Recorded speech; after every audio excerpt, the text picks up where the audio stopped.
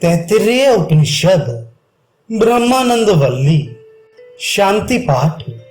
वह परमात्मा हम दोनों आचार्य और शिष्य की साथ साथ रक्षा करे, हम दोनों का साथ साथ पोषण करे, हम दोनों साथ साथ पराक्रम करें, हमारा अध्ययन ज्ञान तेज युक्त हो, हम परस्पर द्वेष भाव से दूर हो, त्रिविध तापों की शांति हो।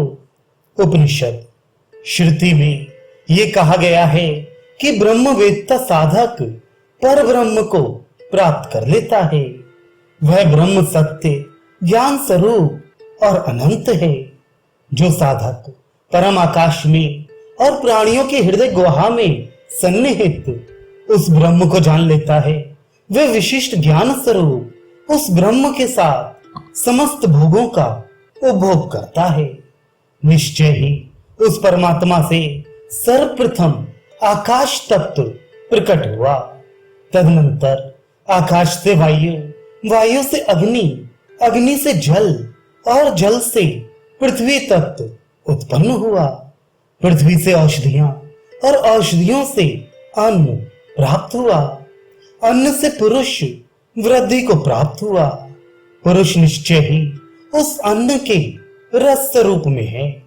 उसका मनुष्य रूपी पक्षी का सिर है, एक बाहु दक्षिण पंख है, अन्य बाहु वाम पंख है, आत्मा मध्य भाग है, ये पैर ही पूंछ और प्रतिष्ठा है।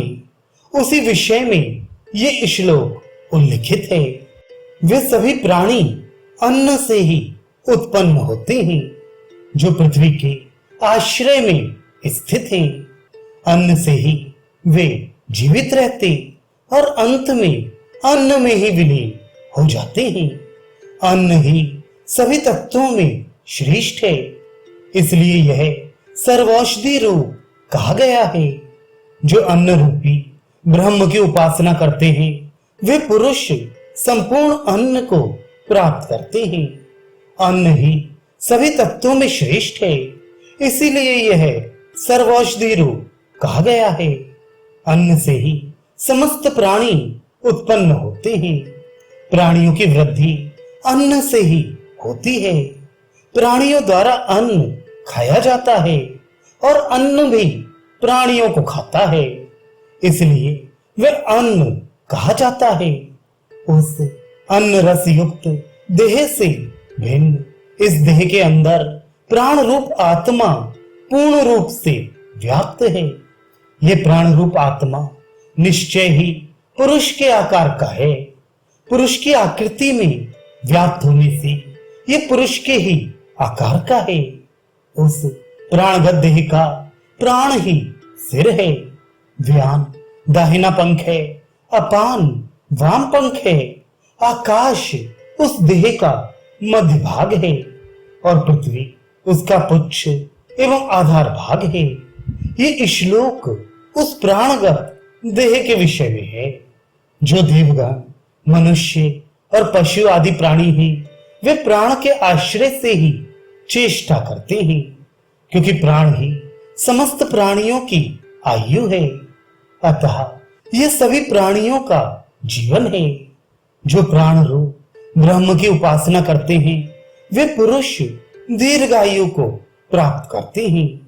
निश्चय ही प्राण संपूर्ण प्राणियों का जीवन है, इसी से ये सभी प्राणियों की आयु कहा गया है। यही उस पूर्वोक्त अन्नमय शरीर की अंतरात्मा है। उस प्राणमय देह के अंतर्गत उससे भिन्न एक मनोमय आत्मा पूर्ण रूप से व्याप्त है। ये निश्चय ही पुरुष के आकार का है। प्राणमय पुरुष की आकृति में व्याप्त होने से यह मनोमय देह भी पुरुष के ही आकार का है। उस मनोमय देह का सिर यजुर्वेद है, ऋग्वेद दाहिना पक्ष है, सामवेद बायां पक्ष है, आदेश उस देह का मध्य भाग है। अथर्वा और अंगिरा ऋषि द्वारा दृष्ट अथर्व के मंत्र ही उसका पुच्छ एवं आधार भाग है। ये श्लोक उस मनोमय देह के विषय में है जिस ब्रह्म के आनंद की अनुभूति में मन के साथ वाणी भी असमर्थ रहती है। उसका आनुभविक ज्ञान करने वाला विद्वान कभी भयग्रस्त नहीं होता। यह मनोमय शरीर अपने पूर्ववर्ती प्राणमय शरीर का आधार है। उस मनोमय शरीर से भिन्न आत्मा विज्ञानमय है जो मनोमय शरीर में पूर्ण व्याप्त है। वह विज्ञानमय देह पुरुष के आकार का है। यह मनोमय देह के अंतर्गत पुरुष की आकृति में समाहित है। उस विज्ञानमय देह का सिर श्रद्धा है। सनातन सत्य उसका दाहिना पक्ष है। प्रत्यक्ष सत्य उसका बायां पक्ष है। योग उसका मध्य भाग है। मह को उसका पुच्छ और आधार भाग कहा गया है। उस विज्ञानमय देह के विषय में यह श्लोक है। विज्ञान ही यज्ञों और कर्मों की वृद्धि करता है। संपूर्ण देवगण विज्ञान की श्रेष्ठ ब्रह्म रूप में उपासना करते हैं। जो विज्ञान को ब्रह्म स्वरूप में जानते हैं उसी प्रकार के चिंतन में रत रहते हैं तो वे इसी शरीर से पापों से मुक्त होकर संपूर्ण कामनाओं की सिद्धि प्राप्त करते हैं। उस विज्ञान में देह के अंतर्गत वह आत्मा ही ब्रह्म रूप है। उस विज्ञान में आत्मा से भिन्न उसके अंतर्गत आनंदमय आत्मा पूर्णतः व्याप्त है। यह भी पुरुष के आकार का ही है। यह उस विज्ञान में पुरुष देह में व्याप्त होने से पुरुष आकृति का ही है। प्रेम उस आनंदमय शरीर का सिर है। मोद दाहिना पक्ष है। प्रमोद बायां पक्ष है। आनंद उस विज्ञानमय देह का मध्य भाग है। ब्रह्म ही उसका पुच्छ एवं आधार है। उसी आनंदमय देह के विषय में यह श्लोक है। जो ब्रह्म के अस्तित्व को सत्य नहीं मानता वह असत्य ही हो जाता है, परंतु जो ब्रह्म को सत्य स्वीकार करता है उसे विद्वजन संत समझते हैं। जो विज्ञानमय शरीर का आत्मा है वही आनंदमय शरीर का भी है। अब अनुप्रश्न प्रारंभ होते हैं। अज्ञानी पुरुष मरने के बाद परलोक गमन करता है या नहीं, अथवा ज्ञानी पुरुष मरने के बाद परलोक गमन करता है या नहीं। उस परमात्मा ने अनेकों रूपों में प्रकट होने की कामना की। तब उसने तप किया। तप करके उसने इस संपूर्ण जगत की रचना की। जगत की उत्पत्ति के बाद वह उसी में प्रविष्ट हो गया। प्रविष्ट होने पर वह साकार और निराकार हो गया। वह वर्ण और अवर्ण हो गया तथा आश्रय रूप एवं निराश्रय रूप हो गया। वही चैतन्य एवं जड़ रूप हुआ। वही सत्य स्वरूप परमात्मा ही सत्य एवं मिथ्या रूप हो गया। विद्वजन कहते हैं जो कुछ भी अनुभव में आता है वह सत्य ही है। इसी विषय में यह श्लोक है। सृष्टि से पूर्व यह संपूर्ण जगत असत्य अव्यक्त रूप में ही था। उससे ही यह दृश्यमान जगत उत्पन्न हुआ है। वह ब्रह्म स्वयं ही जगत रूप में प्रकट हुआ है। अतः वह सुकृत कहा जाता है। जो सुकृत है वही रस रूप है। इस रस को पाकर जीव आनंदित होता है। वही आकाश की भांति व्यापक और आनंद स्वरूप है। यदि वह न होता तो कौन जीवित रहता, कौन चेष्टाएं करता। निश्चय ही वही सबको आनंद प्रदान करने वाला है। जब कोई जीवात्मा उस अदृश्य शरीर रहित अवर्णीय निराश्रय परमात्मा में निर्भय होकर स्थित हो जाता है तो वह अभय पद को प्राप्त होता है। जब तक वह जीवात्मा परमात्मा से विमुक्त रहता है तब तक भय से युक्त होता है। वही भय अहंकारी विद्वान को भी होता है। उस संदर्भ में ये अगला श्लोक है। इस पर ब्रह्म के भय से ही वायु बहता है, इसके भय से ही सूर्य उदित होता है, इसके भय से ही अग्नि, इंद्र और पांचवें मृत्यु के देवता यम सभी अपने अपने कर्मों में प्रवृत्त हैं। अब आनंद विषयक विवेचन किया जाता है।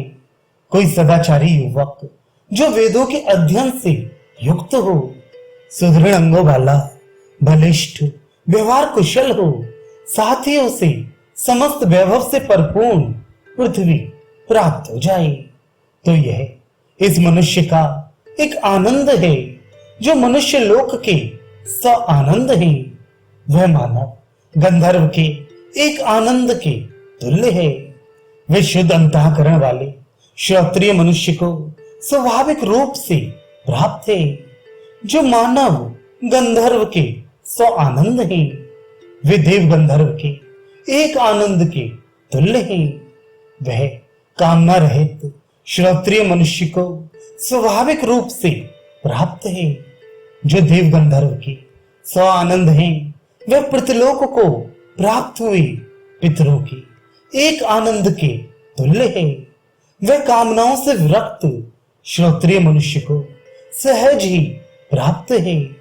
जो प्रतिगण स्थायी रूप से पृथ्वीलोक को प्राप्त हुए हैं, उनके सौ आनंद आजानक संज्ञक देवों का एक आनंद है। वह कामनाओं से विरक्त श्रोत्रिय मनुष्य को सहज ही प्राप्त है। जो आजानक संज्ञक देवों के सौ आनंद हैं, वह कर्म देव संज्ञक देवों के एक आनंद के तुल्य है। जो मनुष्य अपने शुभ कर्मों द्वारा देवत्व को प्राप्त हुए हैं, जो कामनाओं से विरत हैं, उन्हें वह आनंद स्वाभाविक रूप से ही प्राप्त है। जो कर्मदेव संज्ञक देवों के सौ आनंद हैं, वह देवों के एक आनंद के तुल्य है। वह आनंद कामना रहित श्रोत्रिय मनुष्य को सहज ही प्राप्त है। जो देवों के सौ आनंद हैं, वह इंद्र का एक आनंद है। वह कामना रहित श्रोत्रिय मनुष्य को सहज प्राप्त है। जो इंद्र देव के सौ आनंद हैं, वह बृहस्पति देव के एक आनंद के तुल्य है। जो श्रोत्रिय मनुष्य उस आनंद की कामना से मुक्त है, उसे वह आनंद सहज ही प्राप्त है।